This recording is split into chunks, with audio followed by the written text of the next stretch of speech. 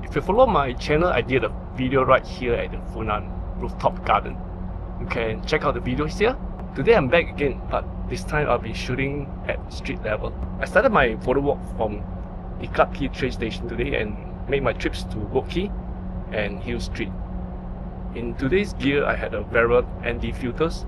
All I wanted to achieve is to maintain a wide aperture of 1.7 on my camera and a shutter speed of 1/500. So without this ND filter, it would be very difficult to achieve because the ISO is not able to adapt to my manual settings.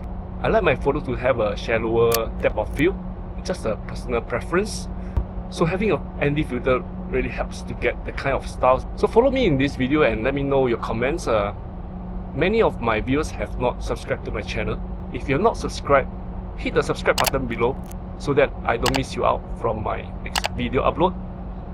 Peace out and have a great photography day.